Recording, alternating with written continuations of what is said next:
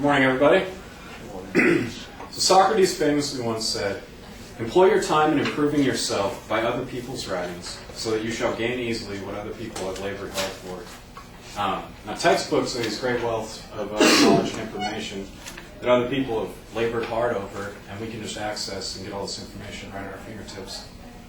Today, though, we have the internet, and we can pretty much bring that right to our hand and get all sorts of, if not better, the same information delivered right to us instantly and pretty cheap most of the time.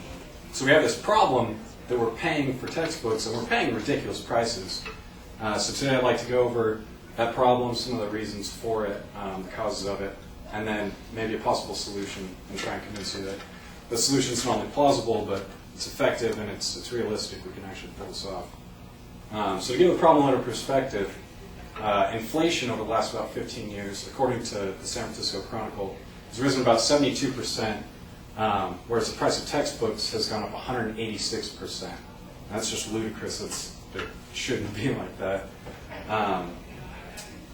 So it makes sense that textbooks are expensive, but they're more, that they have a higher price than like a novel or a regular book, because they hold a lot of information. It takes a while to bind all that, and then of course they have to publish and print that, distribute it, and all of that. And so in an article titled "Why Do College Textbooks Cost So Much?" Grove says, "Many college textbooks are specialized.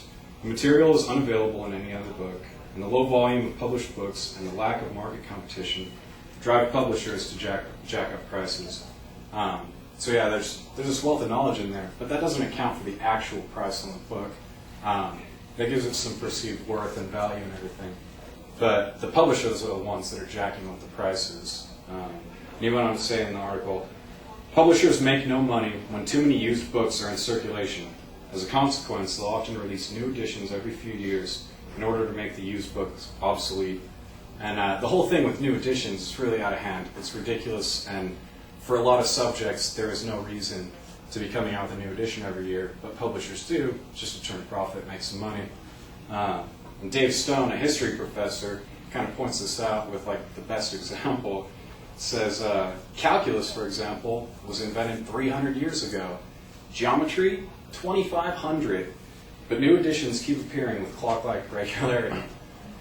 It's kind of ridiculous that we see new editions of geometry and calculus books like that actually don't change over the years. And it's really obvious that the only reason they're coming out is so that publishers can try and turn more profit, because they only make money on the new books and not on the used books being resold. So this whole assumption that publishers need to make money and turn a profit every year is kind of killing this whole little market that they're creating for themselves.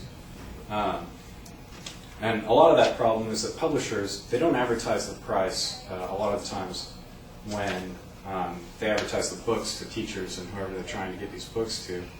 And we actually tried to get legislation to stop that, but unfortunately it gets stopped. The student PIRG, Public Interest Research Groups, did a study, and they concluded 77% of this faculty report that publishers rarely or never report the price of a book during the sales interactions. The only way to correct this market imbalance is to inject the price into the sales conversation at the time of the sale.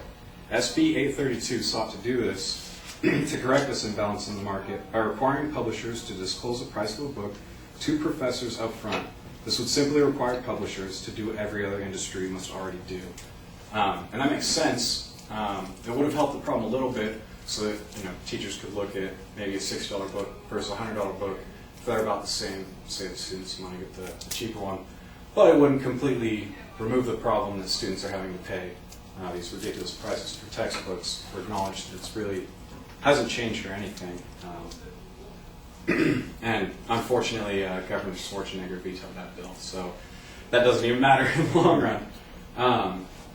But yeah, publishers fight the market on this, and they raise their prices to recoup the cost of the new editions being built, or looking up. If it's an evolving subject, they have to actually change a lot, all the work that goes into it. They're trying to get back that whole cost in the first semester of students, and it's really unfair to those students that are paying for those books. And it really destroys the market when they raise the price like that. You get weird things like overseas, the prices are actually lower just so they can turn a profit over there and compete. But if they didn't have the lower prices over there and higher prices over here, we'd actually end up with higher prices over here because they would just increase them because they didn't make money over there.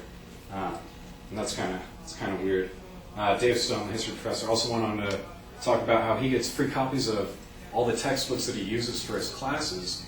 And he gets like the teacher editions for every textbook that he orders. But then he's urged not to resell those or not to give them to students because that'll increase the price of their books. And that whole thing doesn't really make sense. It does if you look at it that publishers are just jacking up their prices. But it led Dave to comment on it. I guess that makes textbooks the only product for which increased supply actually raises the price.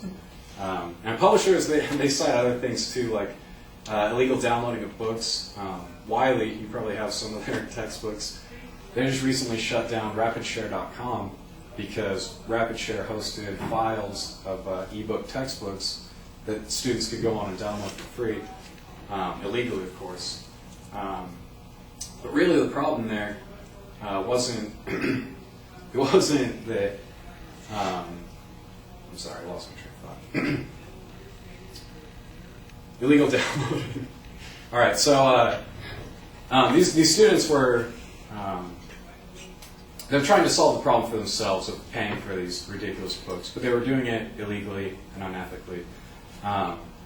And so we have this online system where we can transfer information and whatever, but we are still paying hundreds of dollars to distribute paper books around. It really doesn't make sense in the system. And so MIT, they kind of addressed this over 20 years ago, actually, and they created OpenCourseWare, where all of their materials that they use for classes and everything are all available online. And in fact, for most MIT lectures, you can go on youtube.com and just watch the lectures right there.